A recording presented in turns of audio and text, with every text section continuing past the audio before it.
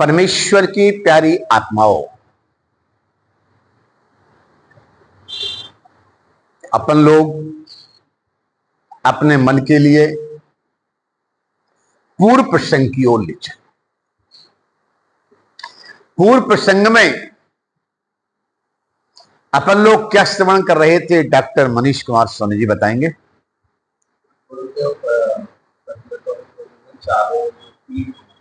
ठीक है,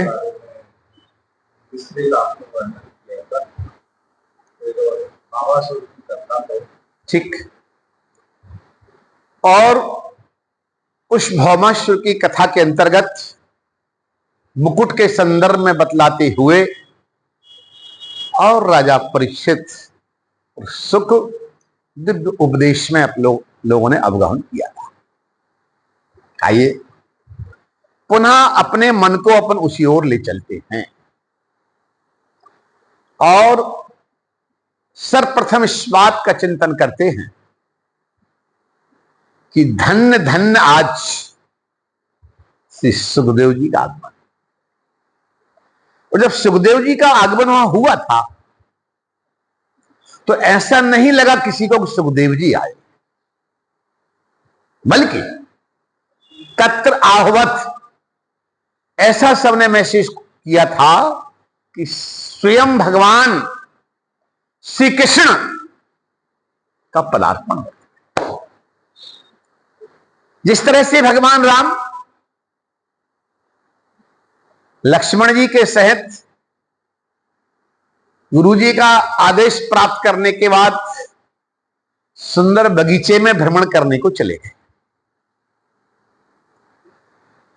और जब सीता स्वयंवर की तैयारी वहां पर जो चल रही थी, उस सभागार में आकर स्वयं विदेहराज जी,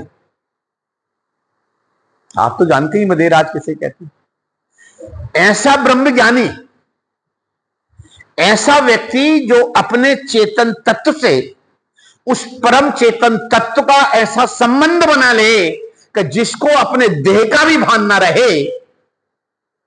देह हमारा जो है ये जड़ है, हमारा जो शरीर है ये जड़ है। इस जड़ शरीर में मात्र उस परम चैतन्य परमात्मा का जो अंश है वो चेतन है। कहना ही चाहता हूं कि अपने शरीर में मात्र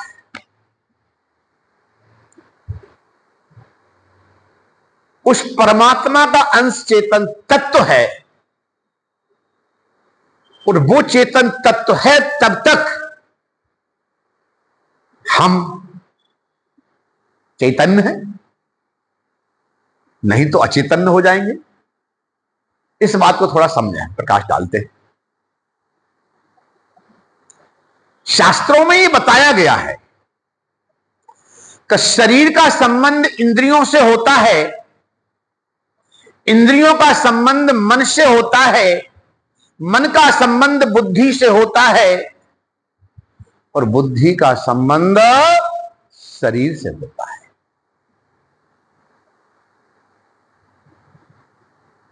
शास्त्र कहते हैं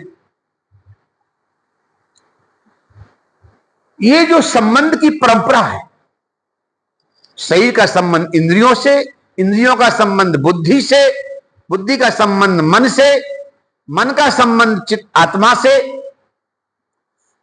तो हमें इस बात को समझना है कि जब शरीर जड़ है, फिर अधिकांश लोग इसको चेतन क्यों मानते हैं? अच्छा, अधिकांश मानते हैं कि सभी मानते हैं? अच्छा, अपन यहां बैठे हैं, आप बताइए देवमणि जी, शरीर अपन लोग, शरीर जड़ है कि चेतन?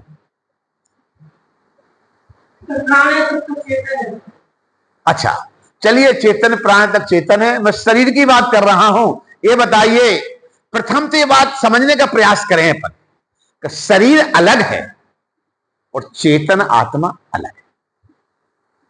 उसी बात को समझाने के लिए इस परंपरा की बात मैंने शुरू की है कि शरीर का संबंध इंद्रियों से होता है, इंद्रियों का संबंध मन से होता है, मन का संबंध बुद्धि से होता है, और बुद्धि का संबंध आत्मा से होता है। और आत्मा मात्र चेतन है। आत्मा मात्र आत्मा, ये भी ध्यान दीजिए, मात्र आत्मा चेतन है, मगर चेतन के बाद उस चेतन आत्मा का सर्वप्रथम प्रतिबिंब पड़ता है मन पर। अच्छा, मन किसे कहते हैं? मन का स्वरूप क्या है? क्यों डॉक्टर साहब, जानते ना? डॉक्टर साहब इतने कुशल व्यक्ति हैं, जैसा शास्त्रों में कहा है कि आदमी जब कभी श्रवण कोई बात करे तो जिज्ञासु बन के यदि करेगा तो उसका संपूर्ण विधिवत ज्ञान होगा, क्योंकि बताने वाले वक्ता का भी उसमें उत्साह बनता है। और जहां व्यक्ति ने अपनी होशियारी को प्रस्तुत किया और कहा हाँ हाँ ऐसा है, कुछ भी प्रयास किया, तो जो वक्ता का एक उत्साह होता है, वक्ता के बताने की जो अंतर मन से एक विशेष आत्मविश्वासमयी गति से आगे बढ़ते हुए श्रोताओं को समझाने का जो क्रम है उसमें व्यतिक्रम हो जाता है।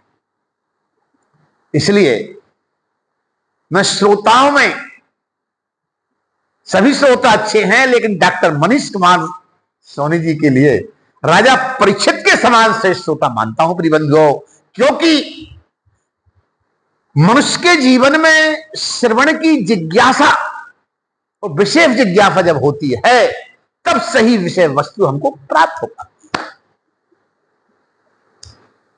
मन कहते हैं, शास्त्र में लिखा है, संकल्प विकल्पाभ्याम इति मना। हमारे जीवन में एक संकल्प होता है। जैसे आज अच्छा लग रहा है, कुछ दिनों से अच्छा लग रहा है, तो इस आश्रम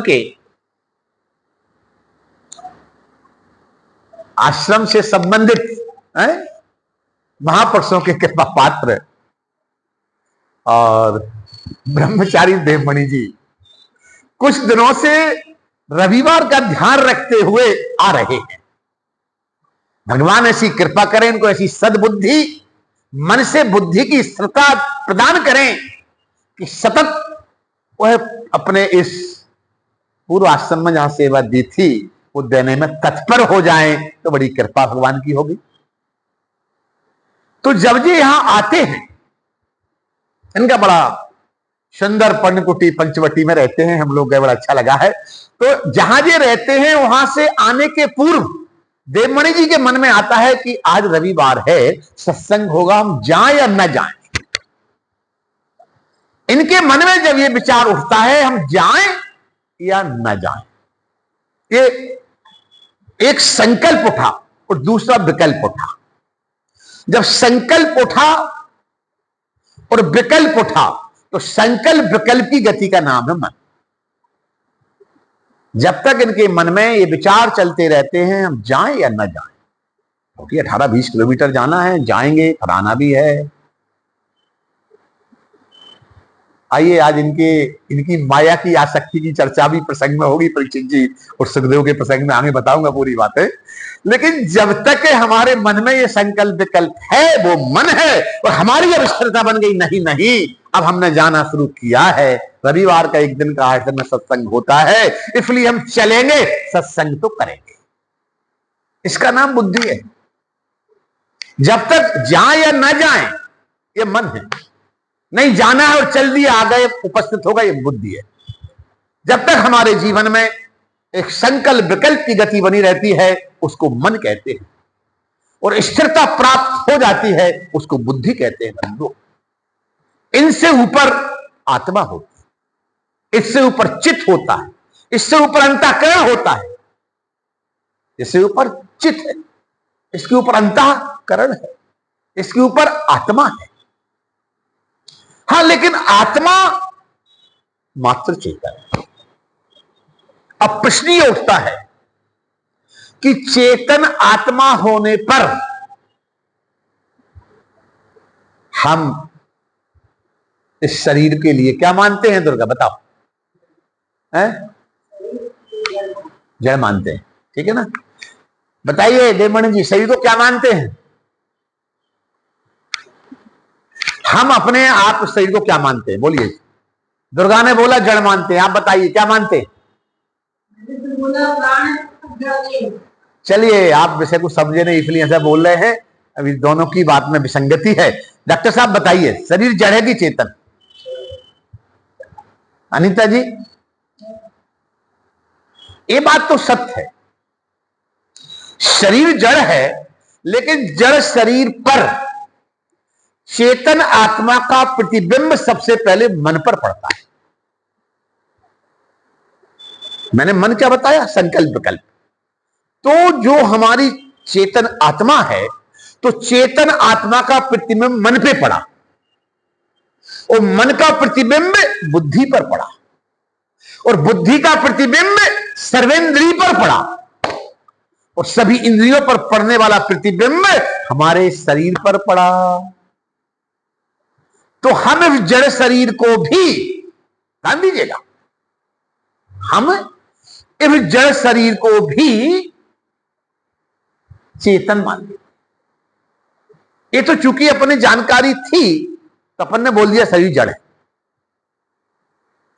मगर जिसको जानकारी नहीं है उससे पूछोगे तो कभी भी कोई व्यक्ति इस बात को स्वीकार नहीं करना चाहेगा कि शरीर हमारा जड़ है। आदमी क्या स्वीकार करेगा? जिसको पता नहीं है चेतन।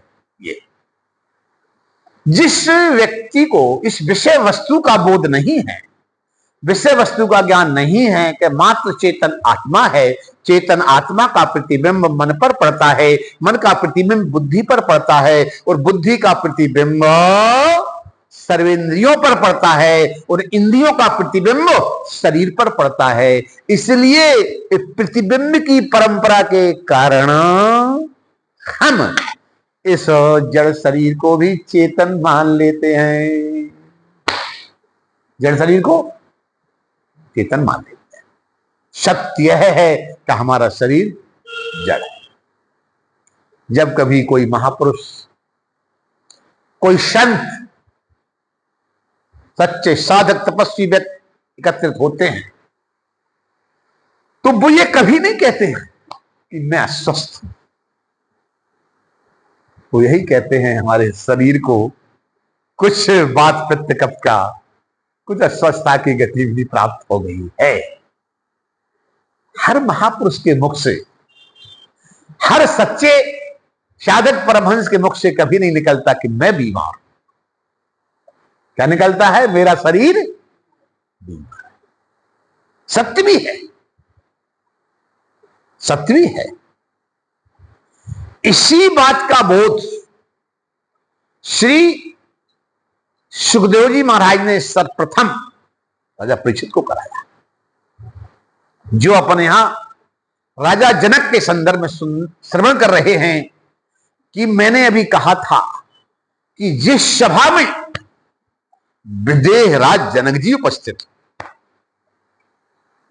जिस सभा में गुरु परंपरा के सर्वोच्च कुल गुरु वशिष्ठ जी महाराज उपस्थित हैं, श्री विश्वामित्र जैसे तपस्वी साधक, इस विश्व के मित्र महान तपस्वी उपस्थित हैं, जहां विदेह राज जनक, तो विदेह राज जनक इसलिए कहा गया कि उनको इस बात का बोध था, ज्ञान था कि शरीर तो जड़ है, इसके अंदर मात्र अंदर चेतन आत्मा है। तो चेतन आत्मा का संबंध वो सदा जानकारी के मुताबिक अपने साधना के माध्यम से परम चेतन से संस्थापित किए रहते थे।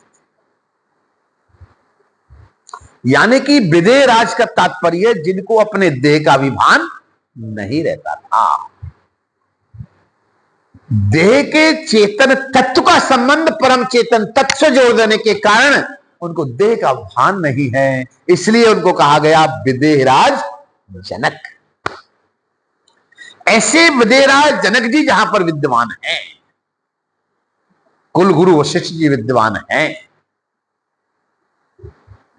श्री महान तपस्वी विश्व के मित्र विश्वामित्र जी विद्यमान हैं, और भी अनेकानेक विशिष्ट व्यक्तित्व तपस्वी साधक, इन्हीं के समकक्ष अनेक महापुरुष विद्यमान हैं।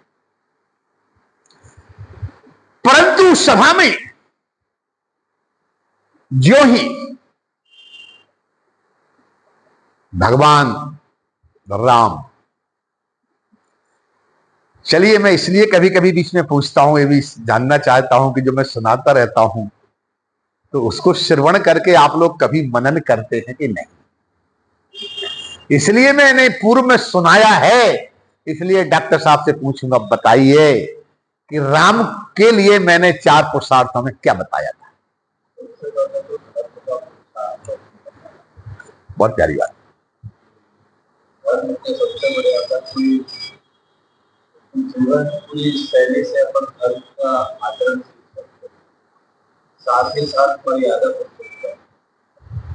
तो उनसे जैसे शास्त्र में भी कहा गया है कि सुनना पहले, और सुनना शास्त्र के संगत ही सुनना है, और शास्त्र के संगत भी व्यवहार करना है। ठीक है। तो शास्त्र जरिए जितनी चीजें हैं वो उनके जीवन में उन्होंने शामिल किया है, और गुरु और माता पिता की आज्ञा का पालन जीवन में सबसे रहा। इसीलिए आज का जो प्रसंग है, इस प्रसंग का जो तथ्य बताना चाह रहा हूं, ये समस्त बातें शुभारंभ में निकलने जा रही हैं। यहां पर भी दिव्य उपदेश में श्री सुखदेव जी ने परीक्षित के लिए सर्वप्रथम यही दिव्य उपदेश दिए। उन्हीं दिव्य उपदेशों में राजा परीक्षित के प्रश्न होते गए, तो सुखदेव जी उत्तर देते गए। जो चर्चा अभी आप कर रहे थे, उन्हीं चर्चाओं को विस्तार से अपन करने जा रहे हैं।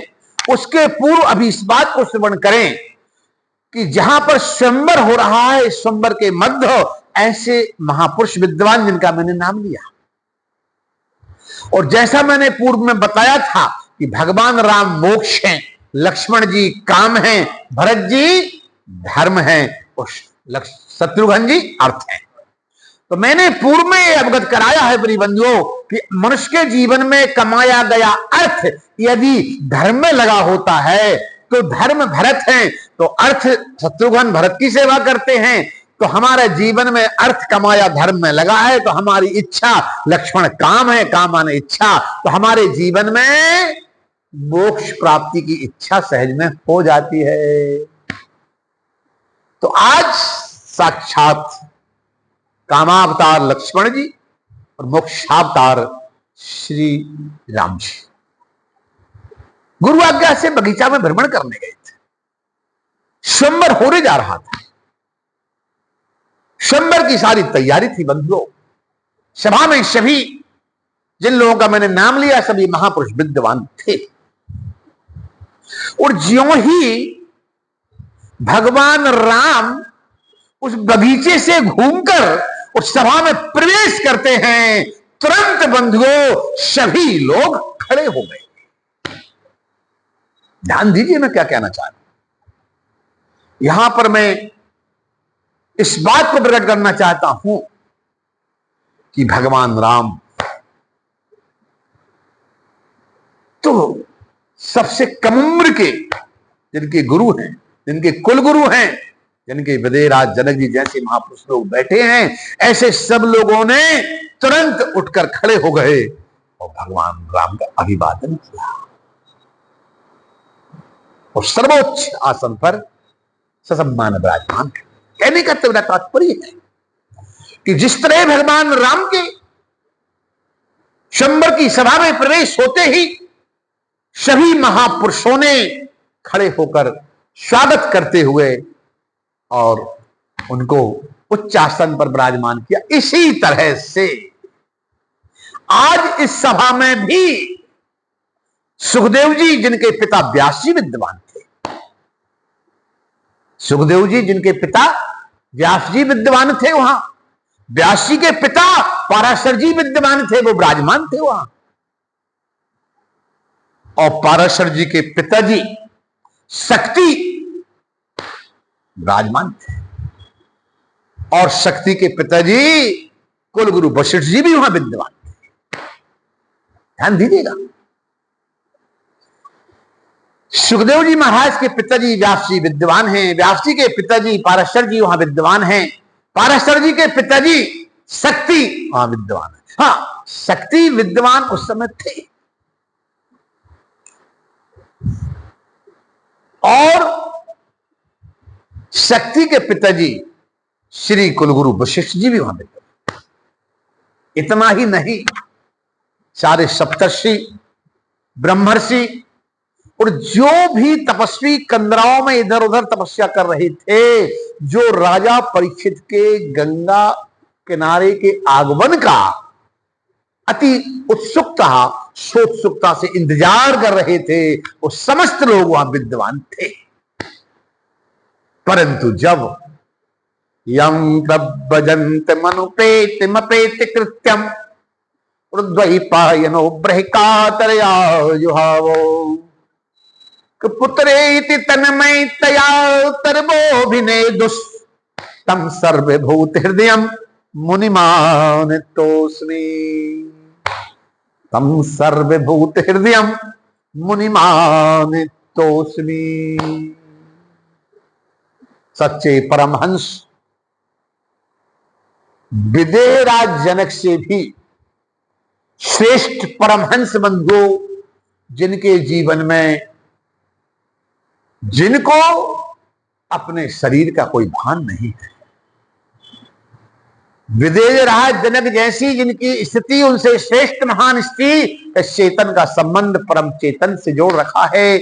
ऐसे सुखदेव जी का जब वह आगमन हुआ था बंधुओं, उस वक्त भी जैसे भगवान राम का लोगों ने वहां आगमन पर सम्मान किया, इसी तरह सुखदेव जी के आगमन पर भी उनके जो पूर्वज वहां विद्यमान थे, जो उनकी वंश परंपरा के पूर्वज विद्यमान थे, सबने उठकर बंधुओं तत्र आहोवत, जैसे वो आते हैं आते ही उनका सम्मान किया। ध्यान दीजिएगा, यहां ध्यान ये देना है मूल बात, कि उनके आगमन पर सबको ये लगा, सुखदेव जी के आगमन पर सबको ये लगा कि भगवान श्री कृष्ण स्वयं इस रूप में प्रकट हो गए, काकट हो गए, कृपा की कृपा कर दी है। श्री कृष्ण भगवान की कृपा की वर्षा है कि इस रूप में, सुख स्वरूप में आज वो स्वयं तत्प्रभावत प्रकट हो गए, विद्वान हो गए। उसी भाव से सबने बंधुओं आज उठकर सम्मान किया। और राजा परीक्षित ने तो सम्मान करते हुए प्रश्न कर रहे थे, और प्रश्नों का उत्तर सुखदेव जी प्रदान कर रहे थे। आइए अपन उन प्रश्नों में और उत्तर की ओर प्रवेश करते हैं। म्रियमाण व्यक्ति, यही पहला प्रश्न था राजा परीक्षित का, कि जो म्रियमाण व्यक्ति है, जो मरने वाला है, उस व्यक्ति को क्या करना चाहिए। जब राजा परीक्षित ने कहा कि म्रियमाण मरने वाले व्यक्ति को क्या करना चाहिए, तब सुखदेव जी ने सर्वप्रथम कहा था, श्रोतव्यादि राजेंद्रो, श्रोतव्यादि राजेंद्रो संकीर्णाम सहस्रसा आत्मैवताम पुंसाम गृहे सुगृहे मेदिनाम। सुखदेव जी महाराज ने कहा, जीवस्व तत्व जिज्ञासा। हे राजेंद्र, हे भरत वंश के भारत राजेंद्र राजा परीक्षित हो, म्रियमाण व्यक्ति को, मरने वाले व्यक्ति को श्रोतव्यादि राजेंद्र श्रवण करना चाहिए। क्या करना चाहिए? श्रवण करना। बड़ी महत्वपूर्ण बात है। हमारे यहां ये तीन बातें यहां पर प्रकट की गई। तीन बातों में सबसे पहली बात बताई सुखदेव जी के द्वारा राजा परीक्षित को प्रथम बात बताई कि मनुष्य को श्रवण करना चाहिए। सर्वोच्चतम प्रथम नंबर की बात बताई, श्रोतव्य आदि राजेंद्रो, हे राजेंद्रो श्रवण करो। दूसरी बात बताई, स्मरण और मनन करो, स्मरण मनन करो। और तीसरी बात बताई, ध्यान करो, साधना में बैठो। लेकिन फिर से ध्यान दीजिएगा, सर्वप्रथम कहा श्रोतव्याद। क्यों कहा?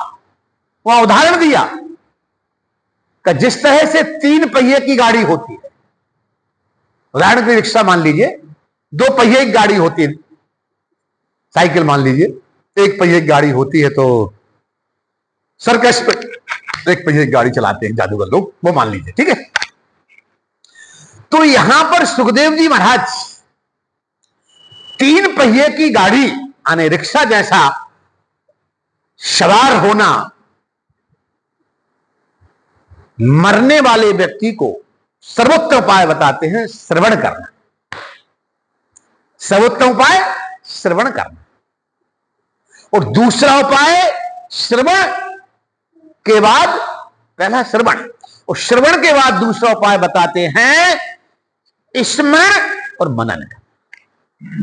जो सुना है उसको स्मरण और मनन कर।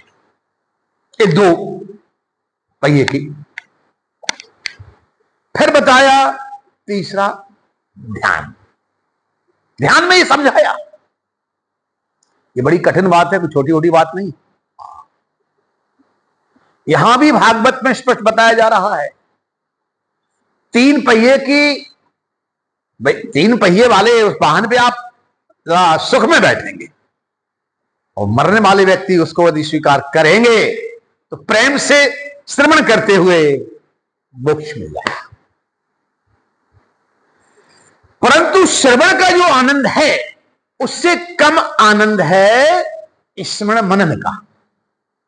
क्यों? उस पर जोर देना पड़ेगा, जोर देना पड़ेगा। मैं कभी कभी मनन करता हूं, श्रवण, भाई मैंने भागवत तो भगवत कृपा है 1000 के आसपास की हैं और पूर्वाश्रम की बात, लेकिन जब मैं मनन नहीं करूंगा, समझ रही हो ना, जब तक मनन नहीं करूंगा, श्रवण तो सुनाने वाली बात हो या सुनने वाली बात हो, उसको किए 3 वर्ष तो हो ही गए, संज्ञा हम लिए, उसके पहले सब चलता था। तो जो श्रवण आपने किया है तो उसका स्मरण मनन नहीं होगा तो आप पूर्व में बताने वाली बात आज बता भी नहीं पाओगे। मेरी बात समझना क्या है? मेरा जो समय चलता है, चाहे किसी भी प्रकार का यहां सेवा का कार्य में सतत संलग्न रहूं, मैं फूल में, फुलवार में, सफाई में, कुछ में भी, मगर वो इस जड़ शरीर से होता है। चेतन आत्मा का संबंध तो लाला से बना रहता है। कन्हई का ध्यान करते हुए श्रवण मनन चलता है, तब वो श्रवण मनन होता है। हां, तब वो श्रवण मनन होता रहता है सतत, तब जाकर आप पूर्व के विषय वस्तु को प्रस्तुत कर सकते, अन्यथा नहीं भाई। अनभ्यासे विषम विद्या। मनुष्य के जीवन में जो विद्या होती है, यदि उसका अभ्यास वो ना करता रहे तो बिसर जाती। मैं बता रहा हूं अनुभव किया, मगर मैं प्रसन्न हूं कि सर्वप्रथम बताया है यहां पर श्री सुखदेव जी महाराज ने राजा परीक्षित को कि मनुष्य को अपने जीवन में सर्वप्रथम श्रवण करना और द्वितीय स्मरण करके मनन करना और तृतीय ध्यान साधना करना। परम पूज्य स्वामी शिवोम तीर्थ महाराज ने इन विषय वस्तुओं पर विशेष प्रकाश डाला और जिस पर प्रकाश डाला वही प्रसंग प्रारंभ है, वही प्रारंभ। आगे मैं इसको और विस्तृत करने जा रहा हूं। कहना ये चाह रहा हूं मूल बात कि श्रवण बड़ा सहज सरल, जिससे कल्याण शीघ्र होता है, मोक्ष प्राप्त हो जाता है। श्रवण के बाद जो स्मरण मनन है, ये थोड़ा उससे कठिन, और जो ध्यान साधना है वो सबसे कठिन। पूछिए क्यों? क्योंकि वो 3 पहिए की साइकिल है। रिक्शा पर बैठोगे, आजकल चल भी गई है है? मैंने देखा था इसमें 3 व्हीलर गाड़ी चल गई है, चलते रहो। तो 3 व्हीलर गाड़ी में बैठोगे तो सुखासन प्राप्त होगा। तो ये है श्रवण। वो 2 व्हीलर साइकिल सावधान रहना पड़ेगा, गोविंदा नमो नमः, बैलेंस तो गिरना जाते हैं। तो ये है श्रवण के बाद मनन 2 व्हीलर। और जो हमारे जीवन में ध्यान है, जो साधना है, वो 1 पहिए की गाड़ी, जो शायद सर्कस में है, सर्कस में जादूगर लोग दिखाते हैं बंदे लोग, उसको तो शायद कोई नहीं चला पाता होता, और ईश्वर जाने कोई चलाता, मुझे नहीं मालूम। कहने का तात्पर्य यहां पर ये उदाहरण देकर समझाया गया है, राजा परीक्षित के लिए सुखदेव जी समझा रहे हैं, और ये समझा के ये बता रहे हैं कि मुमुर्षु व्यक्ति, मरने वाले व्यक्ति को मोक्ष प्राप्त करना है, तो म्रियमाण व्यक्ति का एक ही कर्तव्य है, श्रोतव्यादि राजेंद्रो, श्रवण कर। और दूसरा है कि स्मरण मनन करो। तीसरा बताया ध्यान करो, साधना करो। परंतु ध्यान साधना में एक बड़ी बात समझाई, और मेरा तो एक्सपीरियंस अनुभव है, यहां जो सुखदेव जी बता रहे हैं ध्रुव सत्य है। जीवस्य तत्व जिज्ञासा। सुखदेव जी कहते हैं इस जीव की जो जिज्ञासा है, वो मेन जिज्ञासा तत्व प्राप्ति की होना चाहिए। मनुष्य प्राप्ति में दुर्लभम मानुषे देहे, श्री सुखदेव जी महाराज कहते हैं कि दुर्लभम मानुषे देहे देहिनाम क्षण भंगुरात उत्तत्रा विदुर्लभम मन्ने वैकुंठ प्रिय दर्शनम। देवता भी, हाँ मान लीजिएगा, देवता भी इस मनुष्य शरीर प्राप्ति को तरसते हैं, परंतु प्राप्त नहीं हो पाता। फिर इस विषय को समझें, 2 प्रकार की मुक्ति होती है, एक सद्या मुक्ति और एक क्रम मुक्ति। सद्या मुक्ति का तात्पर्य यह है कि आप अति आतुरता, अति उत्सुकता, सोत्सुकता पूर्वक आनंद कंद कृष्णचंद्र भगवान की भक्ति में लीन रहें, और आपको सद्या मुक्ति प्राप्त हो जाएगी। मतलब डायरेक्ट, जैसे आपको मुंबई जाना है, तो मुंबई की यात्रा आप चाहें तो प्लेन से जा सकते हैं, एरोप्लेन से जाएं या फिर ट्रेन से जाएं। तो ट्रेन की यात्रा मानते हैं अपन सद्या मुक्ति, मतलब हम ऐसा कर्म करें कि पहले स्वर्ग लोग जाएं, अतल बितल तलातल पतल, या ऊपर के लोग बहुत स्वामाजना तप लोग, उसके बाद में श्री कृष्ण का लोक में, गोलोक में पधारे। यत्र गत्वा निवर्तन्ते तद्धाम परमं मम। प्रिय बंधुओं, मैं कहना ये चाह रहा हूं से मूल बात, ट्रेन की यात्रा जो है वो घूमने फिरने वाली है। ये मुंबई ट्रेन से जा रहे हैं, मतलब आराम से जाएंगे, घूमते फिरते सभी स्टेशनों पर या अन्य चर्चा के साथ साथ देखते सुनते समझते मिलते जुलते जाएंगे। लेकिन डायरेक्ट जाना है तो प्लेन में बैठे, और प्लेन में बैठकर भाई पहुंच गए। प्लेन से जाना सद्या मुक्ति है। समझाने को सारी बात बताना पड़ रही मेरे को। प्लेन से मुंबई की यात्रा करना मतलब सद्या मुक्ति है। यह भक्त जब अति उत्सुकता से सोत्सुकता में, अति उत्सुकता में प्रवृत्त होता है, तो ऐसी भक्ति, निष्काम भक्ति को प्राप्त करके सद्या मुक्ति से कृष्ण भगवान को प्राप्त कर लेता है। और जब मनुष्य क्रमशः धर्म के माध्यम से स्वर्ग जाने का कार्य करता है, मैंने पूर्व में बताया है, स्वर्ग जाने के 4 लक्षण जहां है वहां स्वर्ग व्यक्ति जाता है।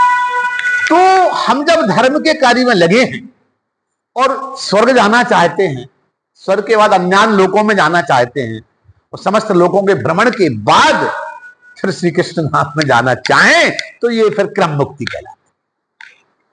इस मुक्ति का नाम है क्रम मुक्ति।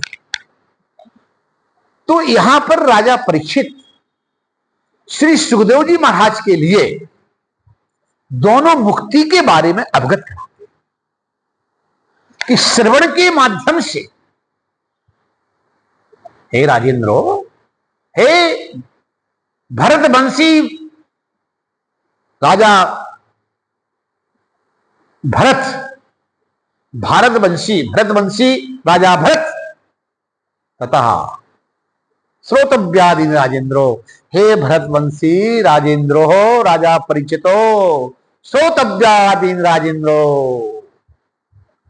श्रवण जो है इस सद्या मुक्ति का सर्वोपरि उपाय है। एक श्रवण के माध्यम से तुम्हें सद्या मुक्ति प्राप्त हो सकती है। और श्रोतव्यादि राजेंद्रो संतृणाम सहसा आत्मैवताम पुंसाम गृहेषु गृहे मेदिनाम, आत्मैवताम पुंसाम, ध्यान देने की बात है। इस आत्मा के कल्याण के लिए सर्वोपरि भक्ति है श्रवण, फिर श्रवण मनन, फिर तीसरी बताई है आपको ध्यान साधना। लेकिन फिर परीक्षित बीच में बोल पड़े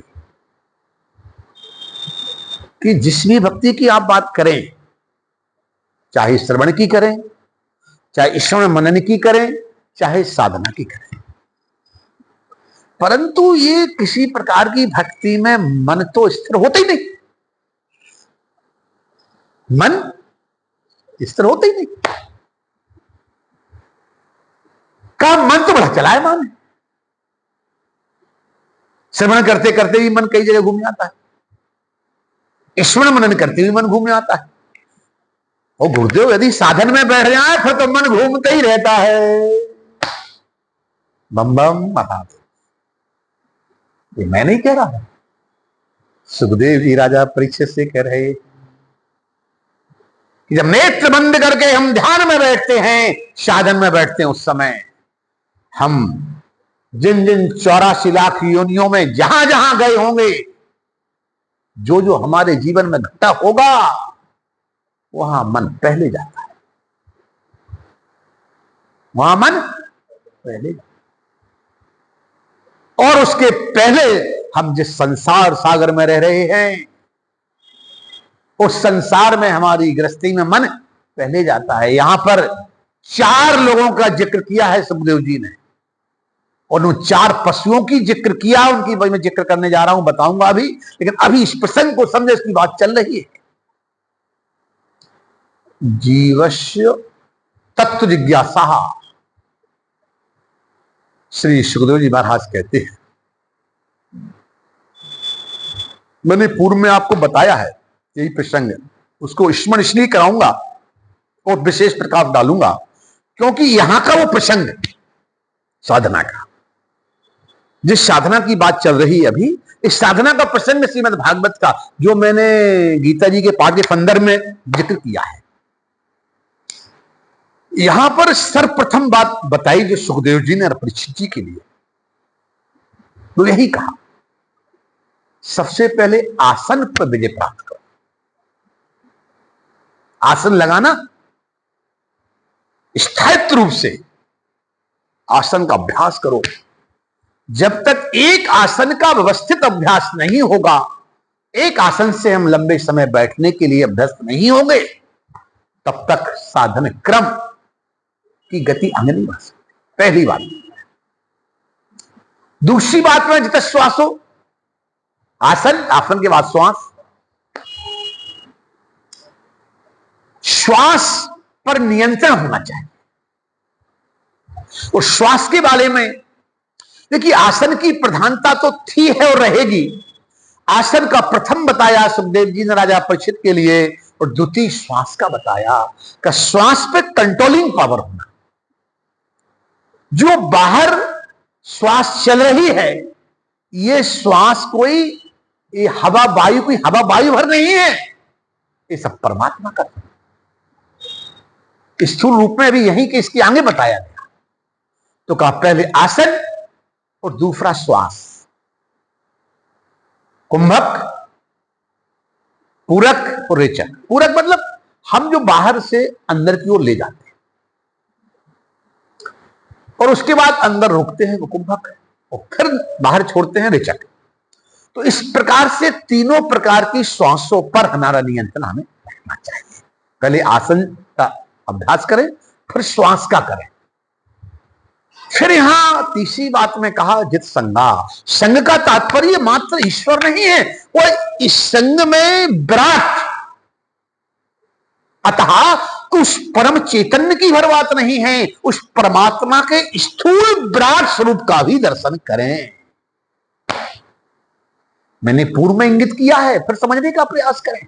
संगाने मैंने कहा है परमात्मा, संगाने परमात्मा, और साथ संसारी व्यक्तियों का होता है, माया से संबंधित लोगों का साथ होता है, और संग होता है परमात्मा का। यहां पर यही बात श्री सुखदेव जी महाराज स्पष्ट रूप से विशेष समझा रहे हैं राजा परीक्षित के लिए। जितस्वाफो जित संगा जितेंद्रिय जित संगा, मतलब परमात्मा के स्वरूप का, और स्वरूप का नहीं स्थूल स्वरूप का, स्थूल स्वरूप का नहीं विराट स्वरूप का। ध्यान दीजिए, बड़ी महत्वपूर्ण बात है। लोग ध्यान करने के लिए बैठना चाहते हैं, ध्यान करना चाहते हैं, विषय वस्तु को समझें, समझकर इस पर पहले चिंतन करें, मनन करें, स्मरण करें, और भगवान के स्थूल शरीर को, भगवान के विराट स्वरूप को। विराट स्वरूप में एक बात बताएं, यहां कुछ इंगित है, जो हरियाली है, विश्व में जो भी हरियाली दिखती है, ये सब भगवान के रोम है। रोम क्या है? रोम। जो रोम है ना, अपना ही रोम। संसार की सभी हरियाली का स्वरूप परमात्मा के रोम है। जितने भी पहाड़ दिखते हैं भगवान की हड्डियां हैं। जो पानी के स्रोत दिखते हैं वो पतली नसें, नाड़ियां। जो भी आपकी वायु है भगवान की श्वास। कहने का तात्पर्य है इस तरह से आप जो है इस जगत में, हाँ मैं भी एक बात कर रहा था, पूज्य स्वामी शिवोम तीर्थ जी महाराज, परम पूज्य स्वामी शिवोम तीर्थ जी महाराज ने इन बातों पर विशेष प्रकाश डाला है। इन विषयों पर विशेष प्रकाश डाला है कि संपूर्ण जगत को ईश्वर में देखना,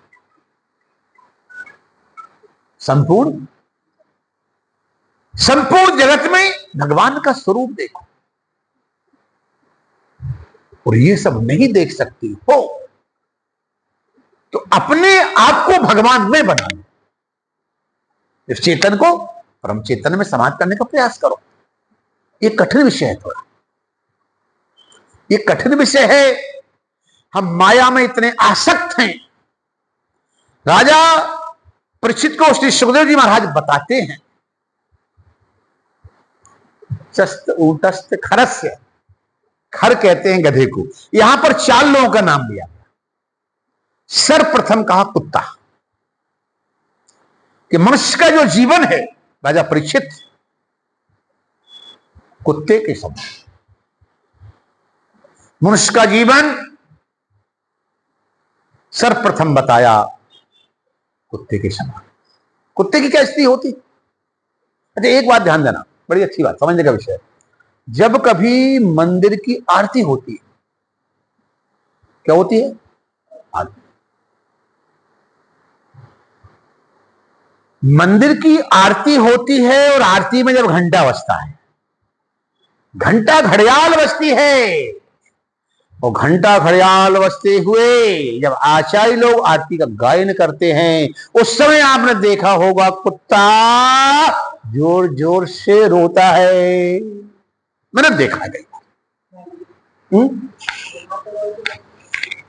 दुर्गा बता रही है ना, आपने भी देखा वो। क्यों इस कुत्ते को पूर्वजन्म की याद आती है? इस कुत्ते को पूर्वजन्म की याद आती है कि मैं कितना अच्छा, कितने अच्छे घर में, कितने अच्छे परिवार में जन्मा था, मगर मैंने कभी पूजन नहीं किया, मैंने कभी पूजन अर्चन बंदन नहीं किया, मैं मंदिर में नहीं गया। सुखदेव जी महाराज कहते हैं, हे परीक्षितो सत्यम वद। यहां पर दिव्य बंधुओं, पंच क्लेश निवृत्ति के लिए ये दिव्य बातें सुखदेव जी बताए। सबसे पहले कहते हैं, परीक्षित सत्यम वद, सत्य बोलने का प्रयास कर। अभी तक तुमने जो साधना की, तपस्या की, यदि उसमें सत्य बोलने की है तो सर्वोपरि तपस्या है। सर्वोच्च तपस्या का स्वरूप है सत्यम वद। दूसरी बात में श्री सुखदेव जी महाराज बताते हैं, धर्मानो चरो, धर्म पर चलो। पहली बात में बताया सत्यम वद, सत्य बोलो। दूसरी बात में बताया धर्मानो चर, धर्म पर चलो। तीसरी बात में बताया स्वाध्यायान महाप्रमदा, अच्छे कार्यों में कभी आलस्य मत करो। अच्छे कार्यों में किया गया आलस्य ही मृत्यु का नोटिस माना जाता है, मृत्यु की बुलाई हुई हुंकार मानी जाती है। पहली बात सत्यम वद, सत्य बोलो। दूसरी बात धर्माचर, धर्म पर चलो। तीसरी बात स्वाध्यान महाप्रमदा, अच्छे कार्यों में उन्माद, आलस्य प्रमाद कदापि मत। चौथी बात बताई मातृ देवो भव। क्या बात? अभी मैं पूछ रहा था तो डॉक्टर मनीष कुमार सोनी जी बता रहे थे भगवान राम की बात को लेकर।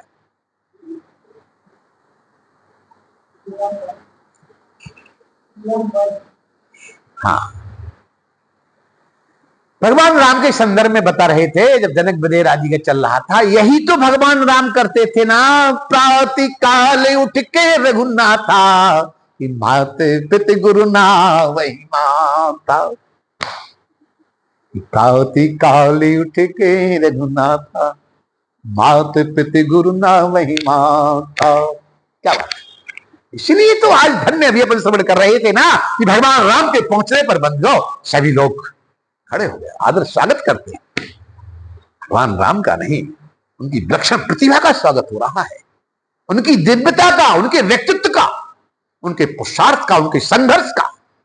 संघर्ष के द्वारा, परिश्रम के द्वारा, और उस व्यक्तित्व को निखारा कि महान संघर्ष करके एक इंसान भगवान बन जाता है, भगवान राम कहलाते हैं। और राम जब अपने सत्कर्म संघर्ष के द्वारा बंधुओं राम मोक्षत्व को प्राप्त करने की इसलिए प्राप्त करते हैं, तो ऐसी बड़ी बड़ी हस्तियां उनको उठकर खड़े होकर बंदन प्रणाम करके उच्चस्थ आसन पर विराजमान करती है। यह कोई सामान्य उपदेश नहीं है बड़ी बंधुओं। राजा परीक्षित के लिए सुखदेव जी का बड़ा दिव्य उपदेश, जिसमें पहली बात सत्यम वद, सत्य बोलो। दूसरी बात धर्माचर, धर्म पर चलो। तीसरी बात स्वाध्यायान महाप्रमदा, अच्छे कार्यों में कभी उन्माद मत करो, प्रमाद मत करो, आलस्य मत करो। चौथी बात मातृदेवो भव। यह कोई सामान्य बात नहीं है। मात पिता गुरु ना वही माता, भगवान राम के बारे में यदि कह रहे हैं तो कोई सामान्य बात नहीं है। भगवान बनने के लिए बंधुओं एक इंसान भी भगवान तभी बनता है जब भगवान राम जैसे कर्म को करता है। पूज्य स्वामी शिवोमचंद्र जी महाराज का जीवन भी क्या संघर्षपूर्ण रहा है। उनके जीवन में दिव्यता ने यदि प्रवेश किया है तो वह भी ऐसे भगवत स्वरूप महापुरुषों के कार्य प्रणाली के पदचिन्हों पर चलने वाले महापुरुष थे। जब तक मनुष्य अपने जीवन में स्वयं अनुशासित नहीं रह सकता, वो अनुशासन भी कभी नहीं कर सकता है। वही व्यक्ति तो महान है जो स्वयं अनुशासित रह के अनुशासन करना जानता है। उसी में से हमारे परमहंस परंपरा के ही परमहंस संत तो हुए ही करते थे। उसी के सर्वोपरि इस विश्व के बंधुओं श्री कृष्ण से अवतार सुखदेव जी महाराज को कोट सा बारंबार नमन बंदन है, जो आज प्रथम द्वितीय तृतीय सूक्त के बाद चौथी बात में कहते हैं मातृदेवो भव, और पांचवी बात में कहते हैं पितृदेवो भव। क्यों दुर्गा? तीसरी बात कौन सी है बोलो? है? तीसरी बात, वाह वाह वाह, ये प्रसन्नता की बात है कि आपको स्मरण है। बस बस बस इतना पर्याप्त है। दूसरी बात कौन सी है डॉक्टर साहब? First class. अनीता जी से नहीं पूछूंगा, वो तो अपने काम में व्यस्त हैं, ना जाने कहां कौन से ध्यान में डूब गई हैं। ठीक है ठीक है, आपकी साधना को भी साधुवाद है। बताइए अनीता जी, पहली बात क्या है? अनीता जी, प्रथम उपदेश क्या था इसमें? नहीं मालूम? नहीं मालूम तो गोविंदाय नमो नमः। आप किस ध्यान में डूब गई ये बताइए। अभी तो जो राजा परीक्षित सुखदेव जी से दिव्य उपदेश समय कर रहे हैं, हम और आप उसी में रहे तो अच्छा है। पहली बात देखो, हम दोबारा पूछन ध्यान दीजिएगा, हम पुनः बता देते हैं। पहली बात है सत्यम वद। अनीता जी अब बताइए पहली बात क्या है? सत्यम। पहली बात है सत्यम वद, दूसरी बात है धर्मम चर, तीसरी बात है स्वाध्यायनमा प्रमदः, और चौथी बात है मातृदेवो भव, पांचवी बात है पितृदेवो भव, और छठवीं बात है आचार्य देवो भव। ये 6 सूत्र, 6 प्रकार से दिव्य उपदेश श्री सुखदेव जी महाराज राजा परीक्षित को करते हैं। हे राजन, श्रोतव्यादि राजेंद्रो संतृणाम सहस्रसा आत्मैवताम पुंसाम गृहे सुगृहे मेदिनाम। हे राजेंद्रो, हे राजा परीक्षितो, जीवस्य तत्व जिज्ञासा, जीव के जीवन में जो मूल जिज्ञासा है वो तत्व प्राप्ति की तो होना चाहिए, मगर तत्व प्राप्ति के लिए ये मूल सिद्धांत है। जब तक मूल सिद्धांतों को नहीं पकड़ेगा तब तक साधना के क्रम को नहीं पकड़ेगा, तब तक उच्च साधना करने का प्रयास करेगा मगर हो नहीं पाएगा। ये मैं नहीं कह रहा हूं, सुखदेव जी बोलते हैं। भाई लोग उच्च साधना करने के लिए यदि प्रारब्ध हमारा साथ देता है तो बिरले लोग होते हैं, मगर एक कम 84 लाख योनि में जो जीवात्मा जो भटकता रहा, कभी गीद बना, कभी शेर बना, कभी चीता बना, कभी बिल्ली बना, कभी कुत्ता बना, कभी गधा बना, कभी ऊंट बना, कब कब क्या बना कुछ पता नहीं। प्रिय बंधुओं, यहां तो 4 पशुओं की बात प्रकट की गई है, लेकिन कितनी प्रकार की योनियों में ये गया है।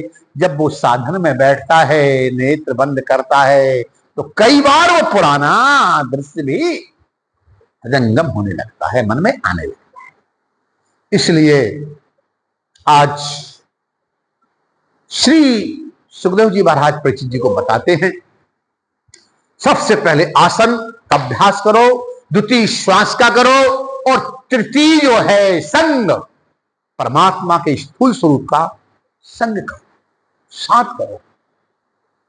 जब तक आप सूक्ष्म में रहेंगे तब तक मन जल्दी यहां भटक सकता है। सूक्ष्म निराकार है, और स्थूल का यदि ध्यान करोगे तो जल्दी स्थिर हो जाएगा। स्थूल का ध्यान करने में जल्दी स्थिर हो जाएगा।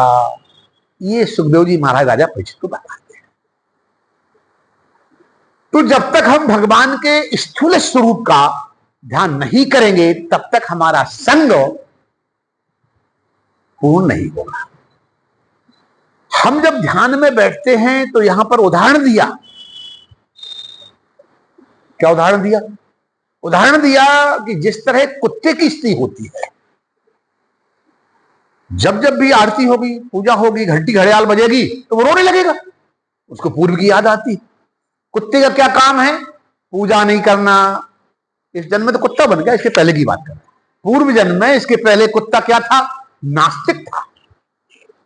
जो मैंने 6 बातें बताई उसमें एक पे नहीं चला वो है जी। दुष्कर्म कहें या नास्तिक कहें, पूजन पाठ से दूर रहना, सत्कर्म से दूर रहना, धर्म से दूर रहना।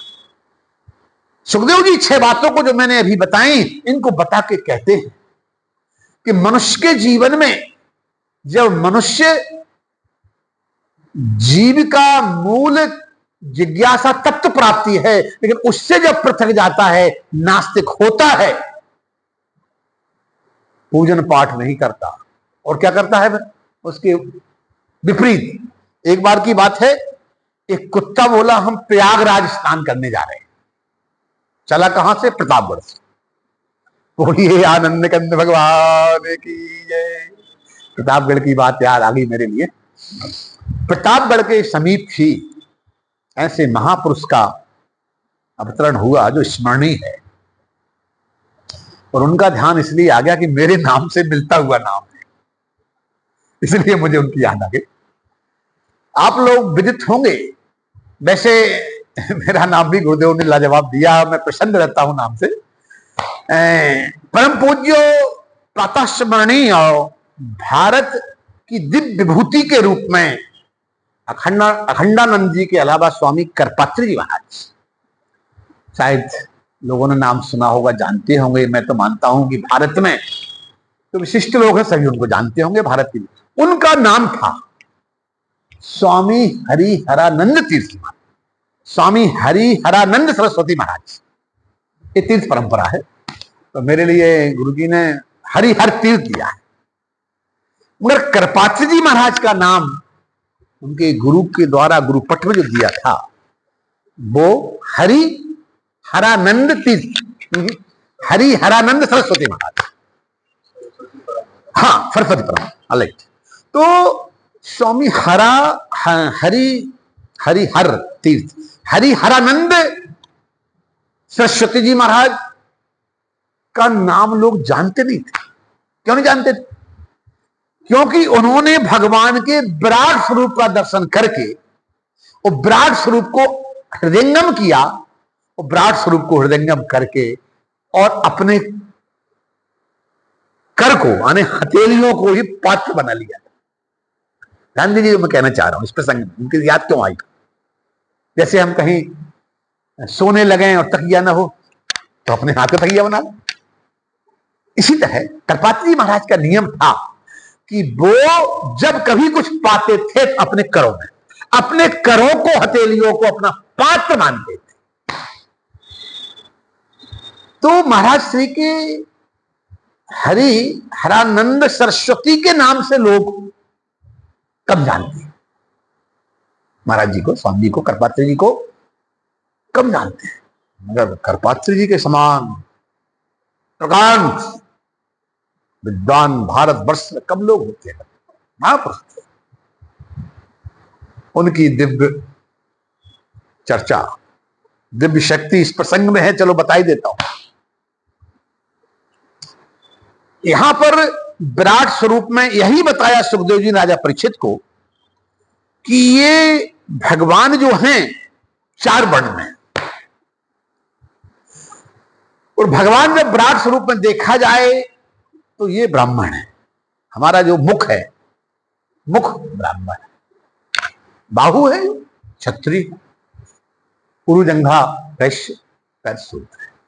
तो ये मनुष्य के जीवन से है, जीवन जीने की शैली में विराट स्वरूप का ये दर्शन होता है। जहां मनुष्य के जीवन में ज्ञान अधिक है, प्रधानता जो शास्त्र में दी गई, अधिक जहां ज्ञान की प्रधानता है ब्राह्मण, अधिक जो है बाहुओं के बल के द्वारा छत्रादि छत्री सब पर छाया बनाने का काम करे, सब पर रक्षा, सबकी रक्षा करने का काम करे, वो छत्री। जो व्यापार में अधिक कुशल हो, धन कमाने में, वो ऐसे, और जो सेवा में सर्वोपरि हो शूद्र। तो कहने का तात्पर्य है ब्राह्मण क्षत्रिय वैश्य शूद्र के रूप में शरीर से ही भगवान ने अपने विराट स्वरूप को प्रकट कर दिया। तो मैं कहना यह चाह रहा था, प्रसंग चल रहा था परम पूज्य प्रातः स्मरणीय करपात्र जी का। धर्म संघ में एक बार महाराज श्री सत्संग चल रहा था। उस सत्संग में एक शूद्र ने उनके सामने एक प्रश्न लिखकर भेज दिया। प्रश्न यह था कि हम तो शूद्र हैं, सेवा का हमारा कार्य है, लेकिन कर्म करने में हम ब्राह्मणों से भी श्रेष्ठ हैं। कर्म करने में हम ब्राह्मणों से भी श्रेष्ठ हैं। तो बताइए फिर हमारा सम्मान होना चाहिए कि नहीं? ब्राह्मणों के समान सम्मान होना चाहिए कि नहीं? ये शूद्र लिखित भेज दिया। हजारों की जनता, कई हजार, और उस जनता के बीच में जब महाराज श्री को पत्र मिला और जब उन्होंने बोला, तो बात थी, लाजवाब बात थी बंधुओं। महाराज जी ने कहा, ये मैं नहीं, ये तो सुख परीक्षित के बीच की विराट स्वरूप की परंपरा का दिव्य उपदेश है। और दिव्य उपदेश में जो मुक्ति का वर्णन है, उसमें भी क्रमशः सद्या मुक्ति में भी शास्त्र के आधार पर जब पूज्य प्रातः स्मरणीय करपाल जी महाराज के दिव्य वचन कि जब शूद्र व्यक्ति जो उसका सेवा का कार्य है, वो जब अपने काम को निष्ठा नियम से करता है तो दूसरे जन्म वैश्य बनता है, और वैश्य जब अपना काम निष्ठा से करता है उसके बाद वो क्षत्रिय होता है, और क्षत्रिय अपने काम को निष्ठा से करता है, नियम से करता है, कर्मयोगी होता है, जाकर ब्राह्मण बनता है। और ब्राह्मण जो अपने कर्म को निष्ठा समर्पण कर्मयोग को विधिवत करता है, तो वह ब्राह्मण बनने के बाद अग्निहोत्र ब्राह्मण बनता है। अग्निहोत्र ब्राह्मण, और अग्निहोत्र ब्राह्मण जब नियम से, अग्निहोत्र ब्राह्मण जब नियम से अपने अग्निहोत्र का काम करता है, निष्ठा समर्पण से कर्मयोगी होता है, तब फिर जाकर वो दूसरे जन्म में सन्यासी बनता है। सन्यास का मार्ग एक जन्म की उसका नहीं होता है। क्यों? जो जगत है इसका शास्त्र के आधार पर जगत का गुरु ब्राह्मण, और ब्राह्मण का गुरु सन्यासी, और सन्यासी का गुरु अविनाशी, यानी हमारा लाला कन्हैया सच्चिदानंद। सन्यासी का गुरु अविनाशी। बस मैं कहना ही चाहता हूं, सब बातों को लेकर पूज्य प्रातः स्मरणीय करपात्र जी महाराज के चरणों में कोटि नमन बंदन है। ऐसे महापुरुषों का नाम ही पर्याप्त है। बंधुओं, कहना इतना चाह रहा हूं कि उन्होंने वह समाधान किया कि आप शूद्र हैं और ब्राह्मण से श्रेष्ठ कार्य करते हैं, तो आप समाज में आदरणीय हो सकते हैं, आपका आदर हो सकता है, आप आदरणीय हो सकते हैं, मगर पूजनीय नहीं हो सकते। आदरणीय मतलब आदर आपको मिल सकता है, हाँ आदरणीय हो सकते हैं, सम्मान मिल सकता है, मगर पूजनीय नहीं हो सकते आप। वहां महाराज जी ने एक उदाहरण दिया था, मुझे याद आया।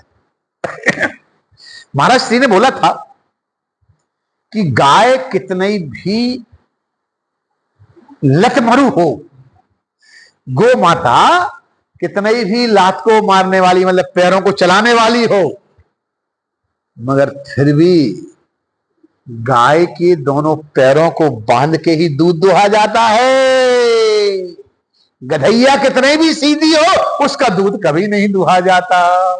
ये मैं नहीं, भारत की हस्तियों के मुखारबिंद की बात करी। बंधुओं, कहना यह चाहता हूं कि मेरा जब संन्यास हुआ जबलपुर आया तो कुछ संत लोग मिले, मुझसे बधाई नहीं मिलने जुलने आए, तो बोले महाराज जी आपका नाम तो कर पाती ऐसा है। मैंने कहा हाँ वो सरस्वती थे, मैं तीर्थ। बोले आनंद कंद भगवान की जय।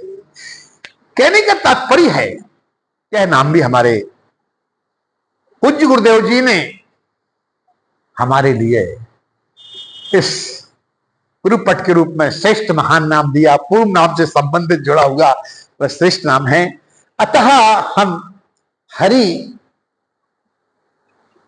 हरिहरा नंद सरस्वती महाराज पूज्य कत्पाद जी महाराज के चरणों में नमन करते हुए उनकी इस बात को विराम करते हुए आगे की बात करते हैं कि उन्होंने ये स्पष्ट कर दिया था कि वर्णाश्रम की अवस्था के आधार पर पूर्व जन्म के तपस्या साधना श्रद्धा क्रम मुक्ति का विषय है, उसके आधार पर जो भी व्यक्ति है, जैसे मैंने अभी एक क्रम मुक्ति का वर्णन बताया था इसके पहले, तो वो भी क्रम मुक्ति व्यवस्थित है, परंतु वो क्रम मुक्ति देवताओं के लिए है। वो क्रम मुक्ति जब देवताओं के लिए है कि मनुष्य जब इंद्र जैसे पदों पर पहुंच जाता है उनके लिए है। सो कैसा, जैसे मान लीजिए 100 राष्ट्रीय यज्ञ कर लो इंद्र बन जाओगे, तो एक परंपरा व्यवस्था है शास्त्रों की। और राजा परीक्षित ने सब एक से एक यज्ञ पूजन पाठ किया था, तो सब समझा रहे हैं परीक्षित जी महाराज। तो कहने का मतलब देवताओं के लिए यहां से अभी कहा है कि पुण्य छीड़े मृत्युलोके विशंति, जब मनुष्य का होता है तो वो मृत्युलोक बना जाता है, ऐसा शास्त्र कहते हैं। तो सद्या मुक्ति क्रम मुक्ति का जो प्रथम वर्णन बताया वो भी श्रेष्ठ है, और सद्या मुक्ति क्रम मुक्ति का ये जो वर्णन बताया जा रहा हूं ये भी श्रेष्ठ है। दोनों ही विषय वस्तु प्रसंग के हैं, और जो है वो सत्य श्रीमद् भागवत में सुखदेव जी के द्वारा राजा परीक्षित के लिए दिव्य उपदेश बताया गया। आइए अपन अपने ही उस पर रहें कि सोतव्यादि राजेंद्रो संति नाम सहसा आत्महिवताम पुंसाम ग्रहे से ग्रहे मेदिना। कहा गृहस्थ आश्रम में जो है मनुष्य चाहकर भी मूल जो तथ्य है, और मूल तथ्य क्या है, जीवस्व तत्व जिज्ञासा, जीव की जो जिज्ञासा होना चाहिए वो तत्व प्राप्ति की, कि उससे वंचित रहता है। कि क्यों रहता है, कि जैसे कि कुत्ता नास्तिक होता है, पूजा पाठ नहीं करता, उसके फलस्वरूप वो ना करना और उसके बदले में झगड़ा करना। इसी के ऊपर मैं एक कुत्ते की बात बता रहा था ना, एक प्रयागराज कुत्ता स्नान करने गया, तो स्नान करने गया तो लोगों ने पूछा भाई स्नान हो गया, कि क्या बताएं भाई, कुछ हमारी ही जाति के लोग मिल गए थे, तो उनसे हम स्नान तो कर नहीं पाए, और उनसे गोविंदाय नमो नमः भो भो भो करते हुए ऐसा झगड़ा करने लगे कि स्नान कर ही नहीं पाए, मगर स्नान के लौट के आ गए। बोलिए आनंद कंद भगवान की जय। मतलब यहां पर बताया जा रहा है जो कुत्ता है वो नास्तिक होता है, जो पूजन नहीं करता, वो पूजन ना करना, धर्म को ना मानना और साथ में झगड़ा करते ही रहना, ये काम कुत्ते का है। श्री सुखदेव जी महाराज राजा परीक्षित से कहते हैं मनुष्य की गति संसार की माया में पड़े रहते कुत्ते के समान हो जाती है कई की। तो दूसरा बताते हैं सुअर के समान। जो ग्रामीण सुअर होता है ना, दूसरा बताया ग्रामीण सुअर, जो गांव में रहने वाला सुअर है उसका एक ही काम है, जहां से हो जैसे हो तैसे पेट भरो पेट भरो पेट भरो। पेट भरने के अलावा उसके लिए और कुछ नहीं दिखता प्रिय बंधुओं। ये ग्रामीण सुअर का उदाहरण दिया सुखदेव जी ने राजा परीक्षित, कि मनुष्य की स्त्री गृहस्थाश्रम में कुत्ते के समान हो जाती है पूर्व संस्कारों के कारण, सुअर के समान हो जाती है जो अपने पेट भरने में लगे रहते हैं। यहां पर कहते हैं सुखदेव जी महाराज राजा परीक्षित से, आहार निद्रा भय मैथुनंचो, आहार निद्रा भय मैथुनंचो, सामान्यमेतत् पशुर्नराणाम् ज्ञानेन हीना, ज्ञानेन हीना धर्मेण हीना पशुभिर समाना। आहार मतलब भोजन, जिसकी बात चल रही है सुअर की। कई भोजन, नींद, भय डर लगना और लड़के बच्चे पैदा करना, ये चार बातें मनुष्यों में और पशुओं में बराबर पाई जाती हैं। इसमें कोई अंतर नहीं होता पशुओं में और मनुष्यों में। ज्ञानेन हीना धर्मेण हीना पशुभिर समाना। कहा जो ज्ञान नहीं रखता, जो धर्म का ज्ञान नहीं है, जीवस तत्व जिज्ञासा का ज्ञान नहीं है, तो वो पशु के समान है। पहली बात, कुत्ते का दुर्गुण है कि ये पूजन पाठ नहीं करता, नास्तिक होता है और झगड़ा करता रहता है। सुअर का काम है पेट भरना, पेट भरना, जहां से हो वहां से सही, एन केन प्रकार ने यहां वहां जगह जाकर पेट को। तीसरी बात बताई बंधुओं, ऊंट की बात। चार जानवरों की बात की, तीसरे में की ऊंट। ऊंट को बताया कि ऊंट को देखो ऐश ऊंची गर्दन किए हुए खड़ा रहता है। ऊंट से ये सीख लो कि कुछ भी थोड़ा सा प्राप्त हो गया या कुछ भी कमा लिया तो उसका अहंकार, कीर्ति का, यश का, कुछ भी प्राप्ति का अहम करने लगना है। ऊंट के द्वारा बताया गया कि जिस तरह ऊंट ऊंची गर्दन का होता है, उसी ऊंची गर्दन के समान मनुष्य के जीवन में कुछ भी यदि उसको प्राप्त हो जाता है तो उसका तुरंत अहम करने लगता है, और उस अहम के कारण ही इसका पतन शुरू होता है, ये की ओर जाता है। तीसरे में बताया था ऊंट। ऊंट जैसा ऊंची गर्दन रखता है, उसके समान जिस जीव का मुख्य कार्य है, जिसकी मुख्य जिज्ञासा है तत्व की, वो ऊंट के समान छोटी छोटी प्राप्तियों में, छोटे छोटे यश में, कीर्ति में, कमाई में, धन में, वैभव में अहंकार करता है। तो ये मनुष्य को अहंकार नहीं करना चाहिए। चौथी बात में बताया गधा। कहा जिस तरह से गधा सारे जीवन मालिक का बोझा ढोता है, मालिक का बोझा ढोता है, और बोझा ढोने के बाद मालिक कभी उसे धन्यवाद नहीं कहता, जबकि बोझा ढोने काम का नहीं, डंडा दिया गोविंदाय नमो नमः, आगे बढ़ा दिया। तो कब मनुष्य के जीवन में एक गधे के समान जब गृहस्थाश्रम में रहता है, तो गृहस्थाश्रम में ये जो पशुओं की बात बताई कि इनके समान जब धर्म से हटकर आदमी चलता है तो इनके समान उसका जीवन सदा दुखी हो जाता है।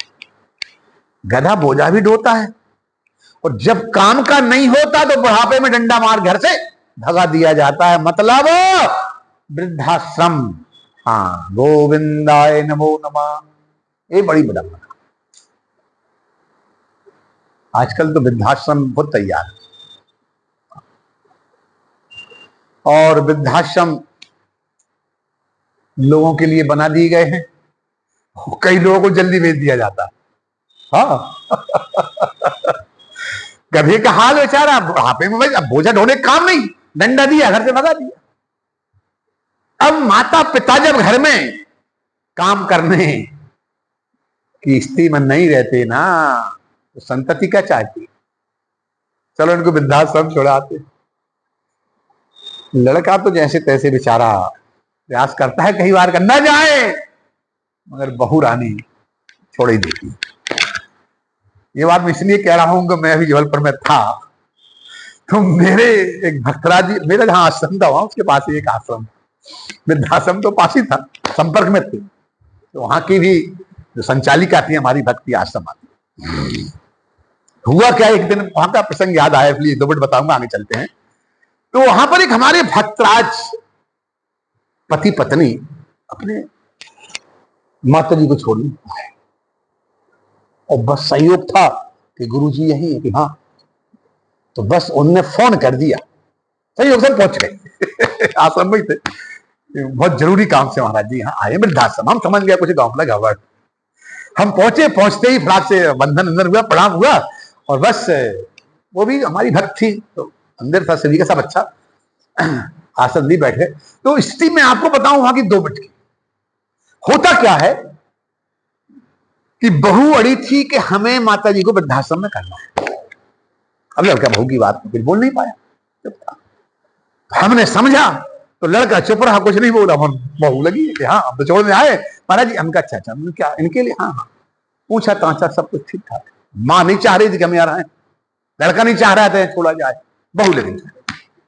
हमने सोचा रहा बड़ा धर्म संकट बना है, क्या किया जाए। फट से बैठे, हम बैठी हम उनको बिठाया, समझाने लगे। समझाती हमने कुछ धर्म की बात करते हुए धीरे से हमने एक बात कही। हमने एक बात बताओ बेटा, सासू जी को यहाँ ठीक है छोड़ने आई, अच्छा किया तुमने। तुम्हारी माता जी कहाँ है? कि वो तो घर में है। उनके पिताजी की बोली रहे। मैंने कहा एक काम करो बेटा। क्या? मैंने कहा सासू जी को तो छोड़ दो, लेकिन एक इनके साथ तुम घर जाओ अपने, तो माता जी को भी ले आना, तो दोनों सामने में मिलके यहाँ रहेंगे। जो ये कहा तो फैसला बदल गया। बहू बोली नहीं नहीं महाराज जी क्षमा करना, हम अपनी माँ को वृद्धाश्रम में नहीं कर सकते। तो मैंने कहा जब माँ को नहीं कर सकती हो तो सास को क्यों?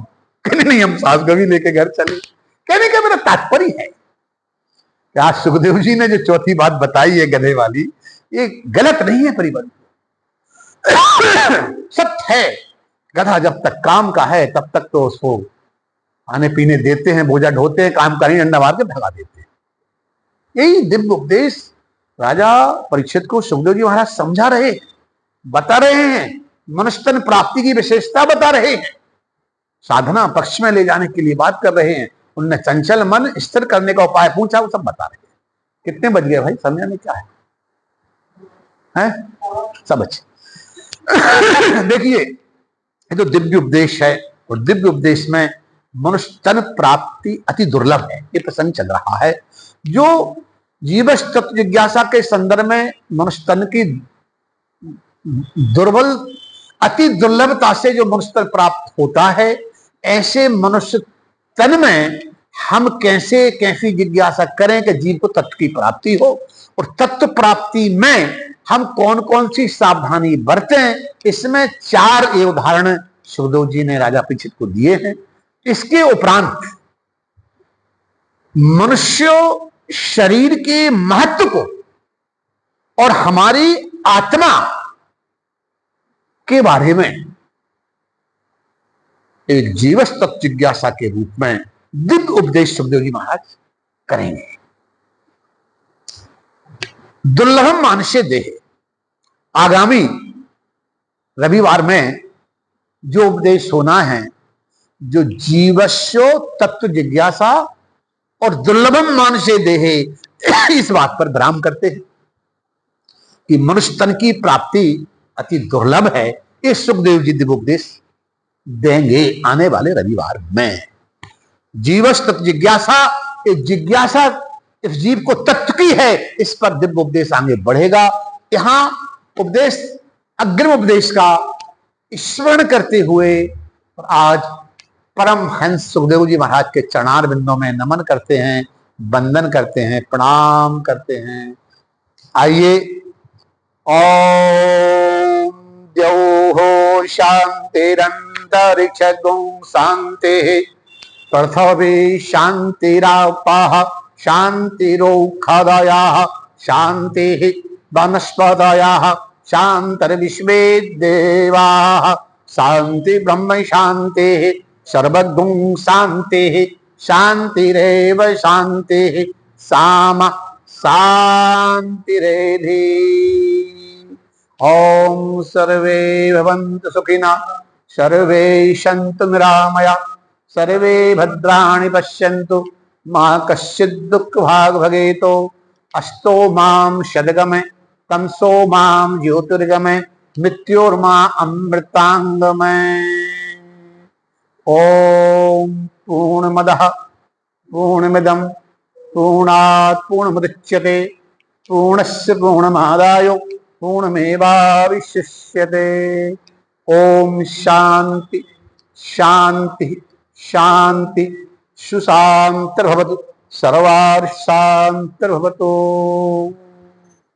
आइए आज 22